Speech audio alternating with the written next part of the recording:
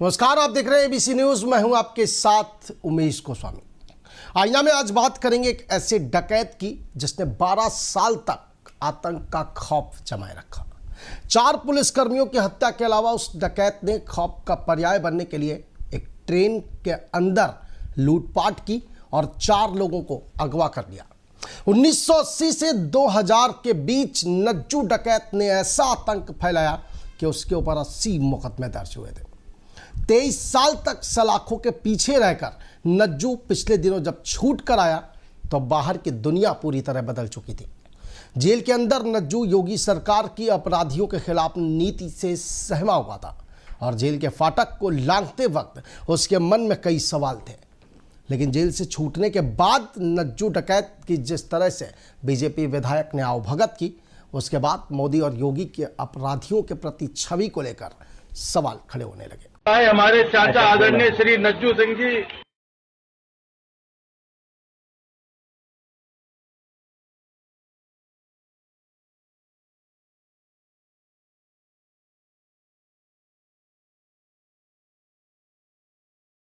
और संघर्ष की सजा पाने के बाद भी आज ये छूट कर आए। जो इनसे गलती हुई उसकी इन्होंने सजा की। सजा के बाद आज ये छुटकर आए हमारे चाचा आदरणीय श्री नज्जू सिंह जी। इसी धरती पर पले बड़े और उन्होंने बहुत संघर्ष किया और संघर्ष की सजा पाने के बाद भी आज ये छूटकर आए। जो इनसे गलती हुई उसकी इन्होंने सजा की। सजा के बाद आज ये छुटकर आए हमारे चाचा आदरणीय श्री नज्जू सिंह जी। मैं आपका पुनः इस धरती पर स्वागत और सम्मान करता हूं। दूसरी दुनिया में बैठे विकास दुबे, अतीक अहमद और संजीव माहेश्वरी जीवा जैसे लोगों ने सूबा यूपी जिला शाहजहांपुर के बीजेपी विधायक वीर विक्रम सिंह के ये शब्द जब सुने तो खुद के साथ हुए अन्याय और अत्याचार की सोच ताजा हो गई। जी हाँ, मैं क्यों ये कह रहा हूं कि अन्याय और अत्याचार की सोच ताजा हो गई, ये अपने आप आपको आगे पता चल जाएगा। एक तरफ से सब सोचने लगे कि ऐसे नेक दिल वाले विधायक उनके इलाके में क्यों नहीं थे। वो ये भी सोच रहे थे कि सत्ता में जब ऐसे इंसाफ पसंद लोग मौजूद हैं और ऐसे लोग मौजूद हैं जो 80 मुकदमे वाले एक डकैत के लिए भावनाएं प्रकट करते हैं, सहानुभूति प्रकट करते हैं और कहते हैं कि उनसे गलती हुई और उन्होंने संघर्ष किया, उन्हें संघर्षशील बताते हैं, तो जरूर किसी विधायक या मंत्री ने उनकी भी पैरवी की होगी। लेकिन शायद जल्दबाजी में पुलिस से गलती हो गई। अपने परिवार में बीते मैं आपके लिए ऐसी कामना और दुआ करता हूं और आपको बताना चाहता हूं, अभी ये मेरी गाड़ी में बैठ के आए तो इनका कहना था कि लला। विधायक जी कह रहे हैं कि अभी नज्जू डकैत हमारे साथ गाड़ी में बैठकर आए, नज्जू चाचा हमारे साथ गाड़ी में बैठा है। तो बिल्कुल सत्य है ये कि सच में वो गाड़ी धन्य हो गई होगी जिसमें इतने संघर्षशील व्यक्तित्व वाले नज्जू जी सवार हुए थे। अब वो 1 मीटर भी आगे जाना नहीं चाहती होगी, क्योंकि आज तक इतने नेक दिल वाले किसी शख्स को, किसी डकैत को या किसी शख्स को उस गाड़ी में सवारी नहीं करने को मिली थी। इसी धरती पर पले बड़े और उन्होंने बहुत संघर्ष किया और संघर्ष की सजा पाने के बाद भी आज ये छूटकर आए। जो इनसे गलती हुई उसकी इन्होंने सजा की। सजा के बाद आज ये छुटकर आए हमारे चाचा आदरणीय श्री नज्जू सिंह जी। मैं आपका पुनः इस धरती पर स्वागत और सम्मान करता हूं। आप समझिए कि पूरी कहानी क्या है। दरअसल वेस्ट यूपी का नज्जू डकैत, जिसके नाम से लोग खौफ खाते थे, 4 पुलिसकर्मियों की हत्या करने समेत डकैती, फिरौती, अपहरण और लूट के मामलों में 23 साल तक जो शख्स जेल में बंद रहा हो, बीजेपी विधायक उसके लिए गलपहियां कर रहे थे, खुली बाहों से उसका स्वागत कर रहे थे, उसकी तारीफों के पुल बांध रहे थे। रविवार को 23 जुलाई को नज्जू डकैत जेल से छूटा। सोमवार को नज्जू शाहजहांपुर के रामलीला मंदिर में दर्शन करने पहुंच गया। मंदिर में 111 किलो का घंटा चढ़ाया और सारे पाप धुल गए। बीजेपी विधायक उनके साथ आवभगत करने लगे। आवभगत में मौजूद रहे, मंदिर परिसर गए, 111 किलो का घंटा चढ़ाया और उसके बाद पब्लिक के बीच गुणगान करने लगे। कटरा विधानसभा से बीजेपी विधायक वीर विक्रम सिंह जोरदार स्वागत करते नजर आए। नाम में ही वीर विक्रम सिंह लगा था, इसलिए किसी की भी वीरता को, उसके पराक्रम को बड़ी आसानी से विधायक जी पहचानते थे। और नज्जू के जिस अपराध को वो संघर्ष बता रहे थे उस पर क्षमा भी मांग रहे थे, ईश्वर से कामना कर रहे थे कि उनको सद्बुद्धि दे, हम सबको सद्बुद्धि दे और आगे अपनी धरती के लिए नज्जू डकैत काम करें। तो उनकी कुछ बातें समझ में नहीं आ रही थी। नज्जू के लिए उन्होंने मंदिर में ही मंच लगवा दिया। मंच पर नज्जू के ठीक बगल में खड़े हुए बीजेपी विधायक अभिवादन किया और चाचा कहकर संबोधित करने लगे। तो अब भतीजे ने जिस तरह से अपने चाचा का गुणगान करना शुरू किया वो एक बार फिर से आपको दिखाते हैं और उसके बाद आगे की कहानी समझाते हैं। ये पुनः बरी होकर यहाँ पर हम सभी के बीच आए हैं। मैं आपका हृदय से आभार, अभिनंदन, स्वागत करता हूँ और ईश्वर से प्रार्थना करता हूँ, भगवान महादेव से प्रार्थना करता हूँ कि आपको सद्बुद्धि दे और हम सभी लोगों को सद्बुद्धि दे। जो आपका आगे का जीवन काल है वो जीवन कालखंड अच्छे से बीते, भगवान की पूजा अर्चना में बीते, अपनी खेती में बीते, अपने परिवार में बीते। मैं आपके लिए ऐसी कामना और दुआ करता हूँ। और आपको बताना चाहता हूँ, अभी ये मेरी गाड़ी में बैठ के आए तो इनका कहना था कि लला आपके बाद आए हमारे चाचा आदरणीय श्री नज्जू सिंह जी।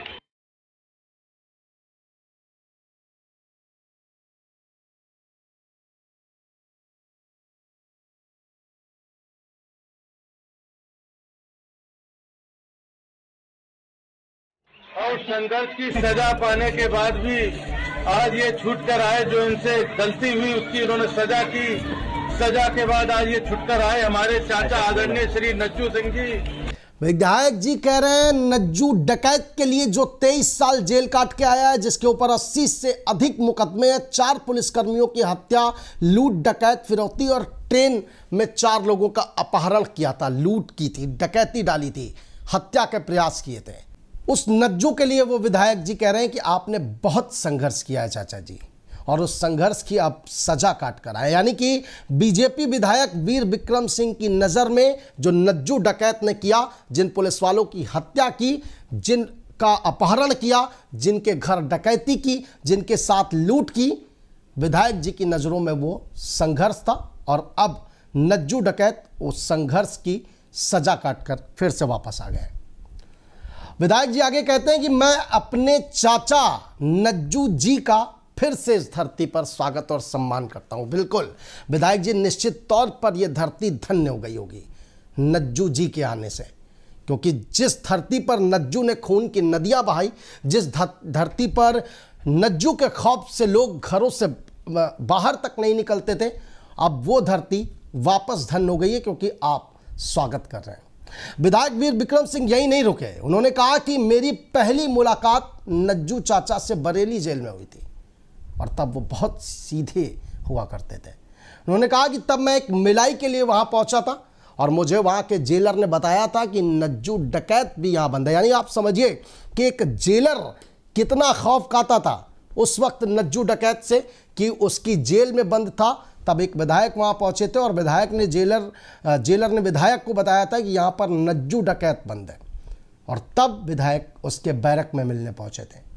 उसके ऊपर उस वक्त बड़े बड़े नेताओं ने केस करवाए थे। ये विधायक ने कहा कि नज्जू डकैत ने कोई गलत काम नहीं किया है, वो तो संघर्ष कर रहे थे, वो तो लोगों के लिए न्याय कर रहे थे, मसीहा बने हुए थे। बड़े बड़े नेताओं की गलती है ये कि नज्जू को मुकदमे में फंसाया, उनके ऊपर केस करवाए जिसमें ये निर्दोष थे। यानी कि जज भी बन गए विधायक साहब।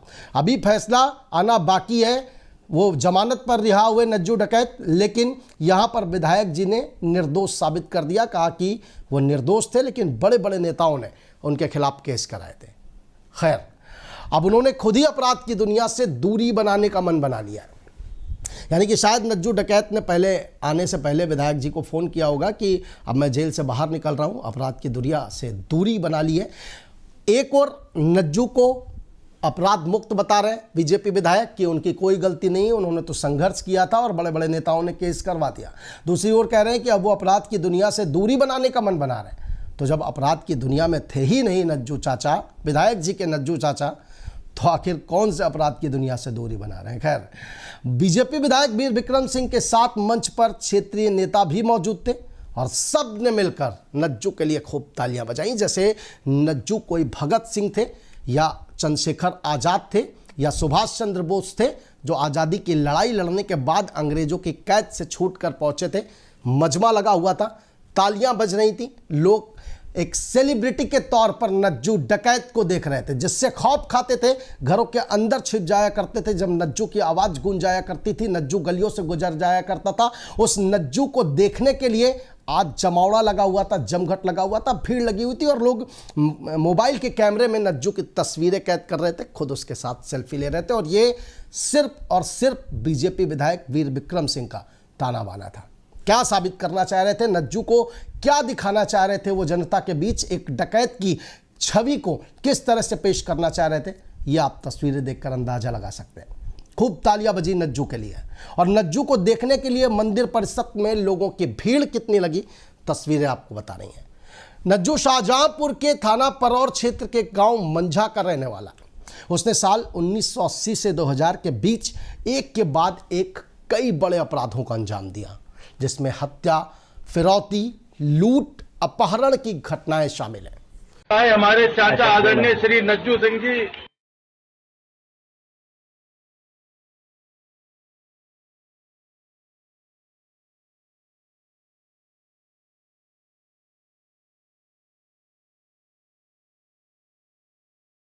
और संघर्ष की सजा पाने के बाद भी आज ये छूट कर आए। जो इनसे गलती हुई उसकी इन्होंने सजा की, सजा के बाद आज ये छूट कर आए हमारे चाचा आदरणीय श्री नज्जू सिंह जी। उसके लिए आसान काम था किसी भी घटना को अंजाम देना, मगर नज्जू ने 1999 में एक दरोगा विजय पाठक की हत्या कर दी थी। इसके बाद पुलिस ने उस पर जब शिकंजा कसना शुरू किया तो कई थानों के पुलिस उसको गिरफ्तार करने में जुट गई।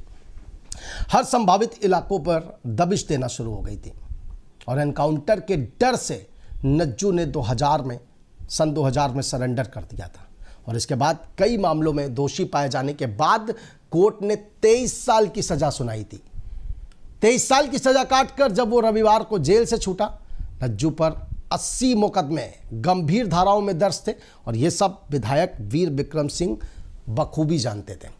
लेकिन उसके बावजूद नज्जू को एक क्रांतिकारी के तौर पर लोगों के बीच पेश किया गया, उनकी छवि को पेश किया गया, उनकी तारीफों के पुल बांधे गए, और इन 80 मुकदमों को, जिनको जो गंभीर धाराओं में दर्ज थे, उन 80 मुकदमों को संघर्ष के दिन बताया गया कि नज्जू चाचा संघर्ष कर रहे थे, और उस दौरान बड़े नेताओं ने ये मुकदमे दर्ज करा दिए। जबकि रिकॉर्ड है कि ये सारे मामले डकैती, फिरौती, अपहरण, छिनैती, हत्या और लूट के हैं।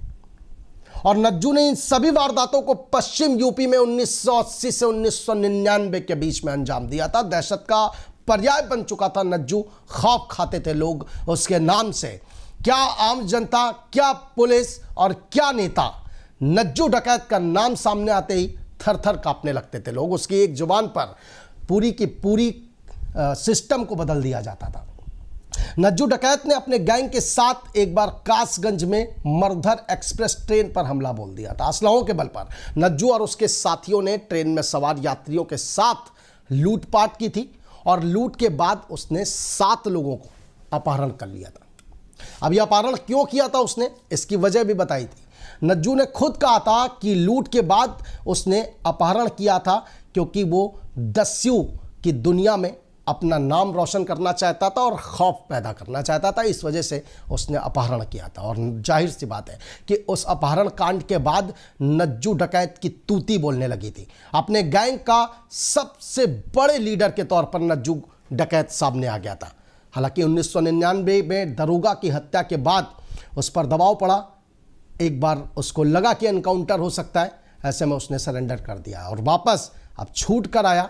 तो बीजेपी विधायक योगी और मोदी की अपराधियों के प्रति क्या रवैया है, कैसे उनके साथ व्यवहार किया जा रहा है, प्रदेश भर में किस तरह से अपराध पर लगाम लगाने के लिए अपराधियों की रीढ़ तोड़ी जा रही है, उनकी संपत्तियों पर बुलडोजर चलाया जा रहा है, उन सब को दरकिनार करते हुए 80 मुकदमे वाले आरोपी नज्जू डकैत को संघर्षशील बता दिया गया, देवता बता दिया गया। हो सकता है कि बीजेपी विधायक पैरवी कर नज्जू डकैत को बीजेपी में शामिल भी करा सकते हैं। कमल छाप साबुन से उनके सभी अपराध धुल सकते हैं, और नज्जू चाचा, विधायक विक्रम सिंह के नज्जू चाचा हो सकता है बीजेपी में शामिल हो जाए। और कहीं ना कहीं से उन्हें प्रत्याशी भी बनाया जा सकता है।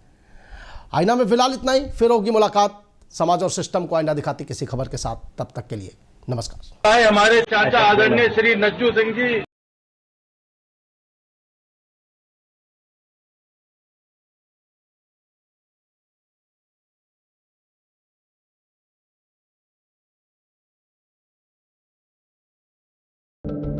और संघर्ष की सजा पाने के बाद भी आज ये छूट कर आए, जो इनसे गलती हुई उसकी इन्होंने सजा की, सजा के बाद आज ये छूट कर आए हमारे चाचा आदरणीय श्री नज्जू